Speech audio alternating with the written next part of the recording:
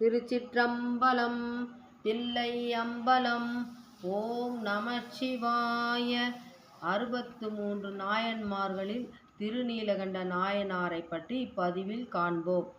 தில்லையில் குயவர் குலத்தில் பிறந்த திருநீலகண்ட நாயனார் சிவபெருமான் மீது மிகுந்த அன்புடையவராக வாழ்ந்து வந்தார். இவர் சிவனடியார்களுக்கு திருவோடு இலவசமாக கொடுத்து சிவத்தொண்டு புரிந்து வந்தார்.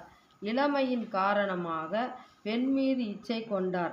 இதை அறிந்த அவர் மனைவி எம்மை தீண்ட பெறா திருநீலகண்டம் என ஆணையிட்டார்.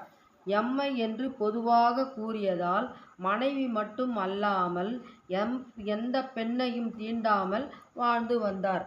அதற்கு பிறகும் கணவன் மனைவியும் அன்புடன் வாழ்ந்து வந்தனர்.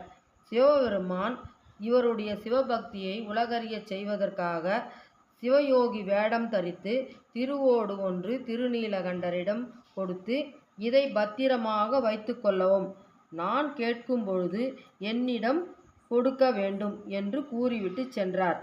சில நாட்கள் கழித்து சிவபெருமான் அத்திருவோட்டை மறையச் செய்து திருநீலகண்டரிடம் திருவோடு தருமாறு கூறினார்.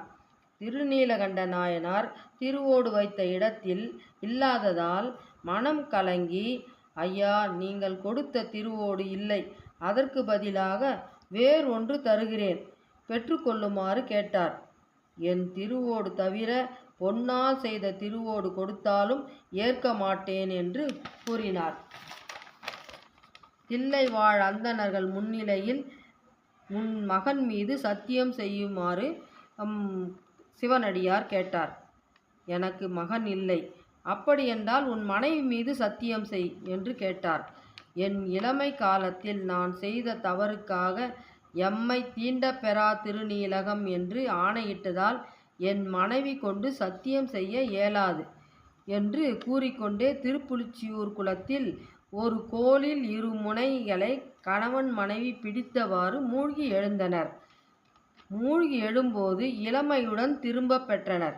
சிவபெருமான் விடை மீது பார்வதியுடன் காட்சி கொடுத்து இவ்விளமையுடன் எம்மை வந்து அடையுமாறு அருளி செய்தார்.